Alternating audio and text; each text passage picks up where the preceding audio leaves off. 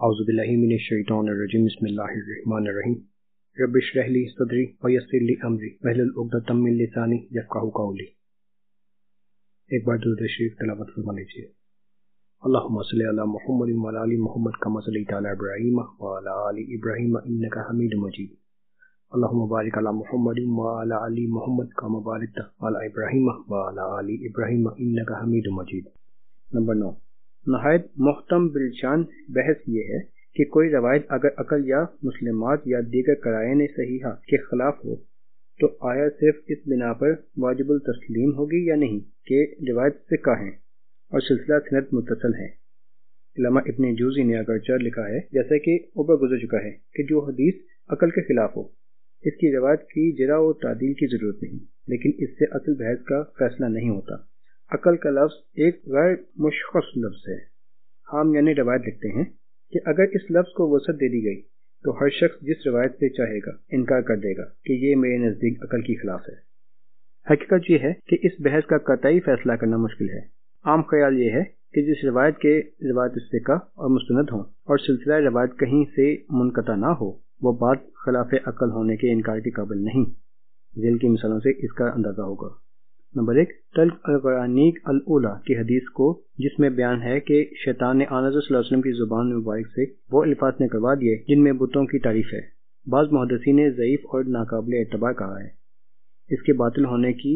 ایک عقلی دلیل یہ بیان کی تھی۔ ترجمہ: اگر ایسا ہوتا تو بہت سے مسلمان اسلام سے پھر جاتے، حالانکہ ایسا ہونا مذکور نہیں۔ حافظ ابن حجر رحمۃ اللہ علیہ فتح الباری میں اس قول کو نقل کرتے لکھتے ہیں۔ ترجمہ: یہ تمام اعتراضات اصول کے موافق چل نہیں سکتے،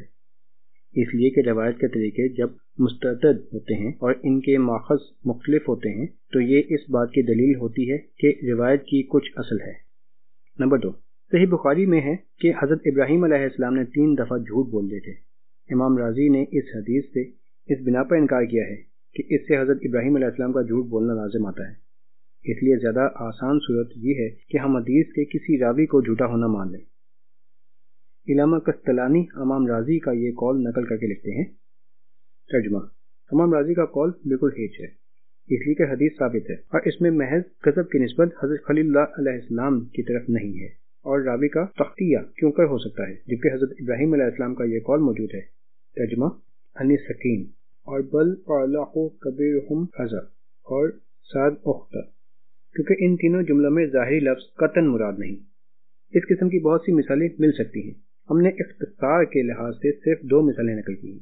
ان کے مقابلہ میں ایک دوسرا گروہ ہے جو دلائل عقلی اور قرائن حالی کی بنا پر بعض حدیث کے تسلیم کرنے میں تعامل کرتا ہے، اور یہ طریقہ خود صحابہ کرام رضوان اللہ علیہم کے عہد میں شروع ہو گیا تھا اور محدثین کے آخری دور تک قائم رہا۔ چونکہ یہ رائے عام خیال کے خلاف ہے اس لیے ہم اس کی متعدد مثالیں نقل کرتے ہیں۔ حضرت ابو ہریرہ رضی اللہ عنہ نے حضرت عبداللہ بن عباس رضی اللہ عنہ سے حدیث بیان کی کہ آن حضرت صلی اللہ علیہ وسلم نے ارشاد فرمایا کہ جس چیز کو آگ چھوئے اس کے کھانے سے وضو ٹوٹ جاتا ہے۔ حضرت ابن عباس رضی اللہ عنہ نے کہا کہ اس بنا پر تو لازم آتا ہے کہ ہم گرم پانی کے استعمال سے بھی وضو نہ کریں۔ حضرت ابو ہریرہ رضی اللہ عنہ نے کہا، بھتیجے جب تم آن حضرت صلی اللہ علیہ وسلم کی کوئی حدیث سنو تو کہاوتیں نہ کہا کرو۔ نمبر 2، صحیح مسلم کے مقدمہ میں ہے کہ ایک دفعہ حضرت ابن عباس رضی اللہ عنہ کے سامنے حضرت علی رضی اللہ عنہ کے قضایا یعنی مقدمات کے فیصلے پیش کیے گئے۔ حضرت ابن عباس رضی اللہ عنہ اس کی نقل لیتے جاتے تھے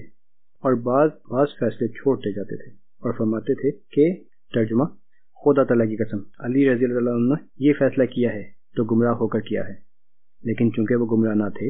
اس لیے یہ فیصلہ بھی نہ کیا ہوگا۔ اسی روایت کے بعد صحیح مسلم میں یہ روایت ہے کہ حضرت ابن عباس رضی اللہ عنہ کے پاس لوگ ایک کتاب لائے جس میں حضرت علی رضی اللہ تعالیٰ عنہ کے فیصلے قلمبند تھے۔ حضرت عبداللہ بن عباس رضی اللہ تعالیٰ عنہ نے ایک گز کے بقدر چھوڑ کر باقی کتاب مٹا دی۔ اس سے ظاہر ہے کہ حضرت ابن عباس رضی اللہ تعالیٰ عنہ نے صرف ان فیصلوں کے مضمون سے یہ قیاس کیا کہ وہ صحیح نہیں ہو سکتے۔ اس بات کی ضرورت نہیں سمجھی کہ وہ روایت اور سند کا پتہ لگائیں۔ نمبر 2، صحیح بخاری باب الصلاۃ النوافل جماعت میں ہے کہ محمود بن ربیع نے ایک جلسہ میں یہ حدیث بیان کی کہ آن حضرت صلی اللہ علیہ وسلم نے فرمایا ہے کہ جو شخص خالصاً خدا تعالیٰ کے لیے لا الہ الا اللہ کہے گا خدا تعالیٰ اس پر آگ حرام کر دے گا۔ اس جلسہ میں حضرت ابو ایوب انصاری رضی اللہ تعالیٰ عنہ بھی موجود تھے، جن کے مکان میں آنبی صلی اللہ علیہ وسلم نے 7 مہینہ تک قیام فرمایا تھا۔ حضرت ابو ایوب انصاری رضی اللہ تعالیٰ عنہ نے یہ حدیث سن کر کہا، ترجمہ: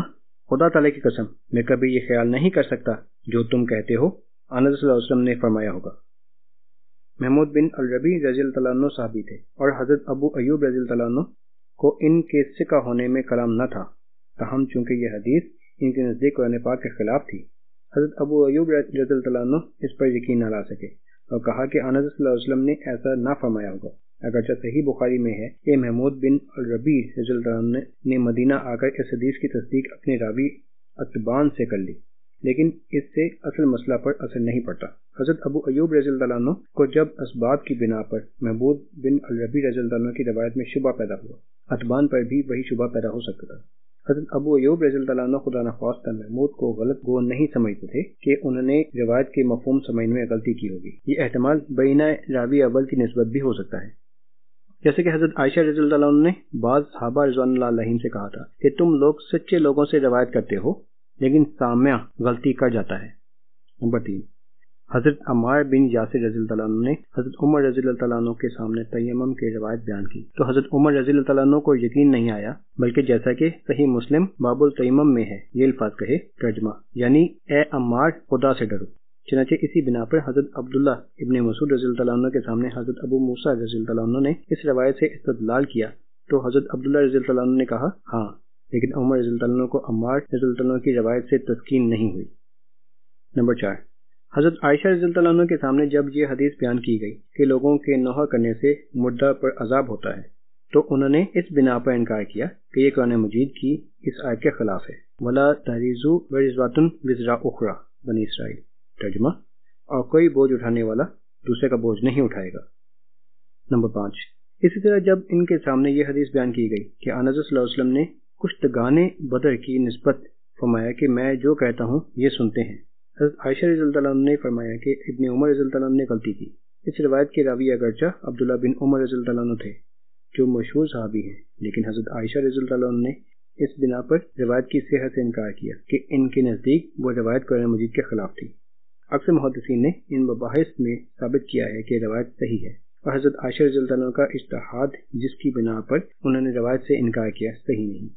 ہم کو اس سے بحث نہیں۔ اس موقع پر صرف یہ بحث ہے کہ اکابر صحابہ میں ایسے لوگ بھی تھے جو روایت کو باوجود راوی کے ثقہ ہونے کے اس بنا پر تسلیم نہیں کرتے تھے کہ وہ دلائل عقلی یا نقلی کے خلاف ہے۔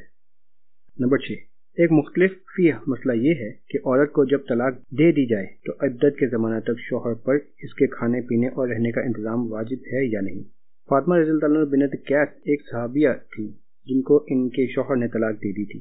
ان کا بیان ہے کہ وہ آنبی صلی اللہ علیہ وسلم کے پاس گئیں تو آپ صلی اللہ علیہ وسلم نے ان کو نفقہ اور مکان نہیں دلوایا۔ انہوں نے یہ حدیث حضرت عمر رضی اللہ عنہ کے سامنے بیان کی۔ حضرت عمر رضی اللہ تعالیٰ عنہ نے فرمایا کہ ہم خدا تعالیٰ کی کتاب اور آنبی صلی اللہ علیہ وسلم کی سنت کو ایک عورت کے بیان پر چھوڑ نہیں سکتے جس کی نسبت ہم کو معلوم نہیں کہ اس نے یاد رکھا یا بھول گئی۔ امام شعبی نے ایک مجلس میں فاطمہ رضی اللہ عنہ کی یہ روایت بیان کی تو اسود بن یزید نے ان کو کنکریاں ماری کہ تم ایسی حدیث بیان کرتے ہو۔ پھر حضرت عمر رضی اللہ عنہ کا مذکورہ بالا واقعہ نقل کیا۔ صحابہ رضوان اللہ علیہم کے بعد بھی ہم محدثین میں ایک ایسا گروہ موجود رہا جو عقلی یا نقلی وجوہ کی بنا پر بعض روایات کو تسلیم کرنے میں تعامل کرتا تھا، گو ان کے روایت ثقہ اور مستند ہوتے تھے۔ نمبر 1، ایک ضعیف حدیث ہے کہ جس شخص نے عشق کیا اور پاک دامن رہا اور وفات پائی وہ شہید ہوا۔ حافظ ابن القیم زاد المعاد میں اس حدیث کو دلائل عقلی سے باطل ثابت کر کے لکھتے ہیں، ترجمہ اگر اس حدیث کی سند آفتاب کی طرح بھی ہوتی تب بھی وہ غلط اور وہم ہوتی۔ نمبر 2، صحیح مسلم کتاب الجہاد باب الفقہ میں روایت ہے کہ حضرت عباس رضی اللہ عنہ اور حضرت علی رضی اللہ عنہ حضرت عمر رضی اللہ عنہ کے پاس آئے۔ حضرت عباس رضی اللہ عنہ نے حضرت عمر رضی اللہ عنہ سے کہا کہ ترجمہ میرے اور اس جھوٹے مجرم دھوکہ باز خائن کے درمیان فیصلہ کیجیے، کیونکہ حضرت علی رضی اللہ عنہ کی شان میں یہ الفاظ کسی مسلمان کی زبان سے نہیں نکل سکتے، اس لیے بعض محدثین نے اپنے نسخات سے یہ الفاظ نکال دیے۔ علامہ ماعرضی اس حدیث کی نسبت لکھتے ہیں، ترجمہ جب اس حدیث کی تعویل کے سب راستے رک جائیں گے تو ہم راویوں کو جھوٹا کہیں گے۔ نمبر 3، بخاری میں روایت ہے کہ خدا تعالیٰ نے جب حضرت آدم علیہ السلام کو پیدا کیا تو ان کا قد 60 گز کا تھا، حافظ ابن حجر اس کی شرح میں لکھتے ہیں ترجمہ، اور اس پر یہ اشکار وارد ہوتا ہے کہ قدیم قوموں کے جو آثار اس وقت موجود ہیں، مثلا قوم سمود کے مکانات، ان سے ثابت ہوتا ہے کہ ان کے قد اس قدر بڑے نہ تھے جیسا کہ ترتیب سابق سے ثابت ہوتا ہے، اور اس وقت تک مجھ کو اس اشکال کا جواب نہیں معلوم ہوا۔ نمبر 4، صحیح بخاری میں روایت ہے کہ حضرت ابراہیم علیہ السلام خدا تعالیٰ سے کہیں گے کہ اے خدا، تو نے مجھ سے وعدہ کیا تھا کہ قیامت میں مجھ کو رسوا نہ کرے گا۔ اس حدیث کی شرح میں حافظ ابن حجر لکھتے ہیں ترجمہ، اور اسماعیلی نے اس حدیث پر اشکال وارد کیا ہے اور اس کی صحت پر تان کیا ہے۔ اسماعیلی کے اعتراض کا حافظ ابن حجر نے جواب دیا ہے، لیکن اسماعیلی کا درجہ فن حدیث میں حافظ ابن حجر سے زیادہ ہے، اس لیے گو اسماعیلی کا اعتراض غلط ہے، لیکن قابل لحاظ ہو سکتا ہے کہ ان کے نزدیک یہ حدیث استدلال کے خلاف ہے۔ نمبر 5، عمر بن میمون سے روایت ہے کہ میں نے زمانہ جاہلیت میں ایک بندر کو دیکھا جس نے زنا کیا تھا، اس پر بندروں نے جمع ہو کر اس کو سنگسار کیا۔ حافظ ابن البر نے جو مشہور محدث ہیں، اس بنا پر اس حدیث کی صحت میں تعامل کیا کہ جانور مکلف نہیں، اس لیے ان کے فعل پر نہ زنا کا اطلاق ہو سکتا ہے، نہ اس بنا پر ان کو سزا دی جا سکتی ہے۔ حافظ ابن حجر لکھتے ہیں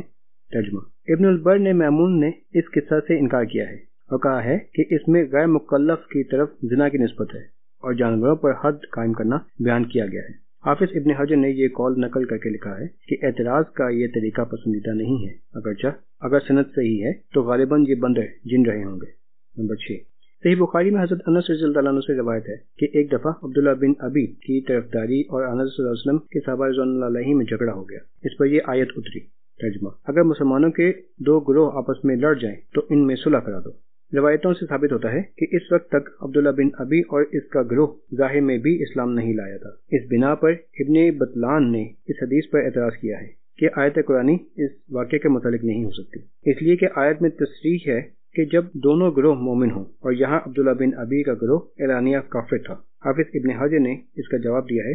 تقریباً ایسا کہا گیا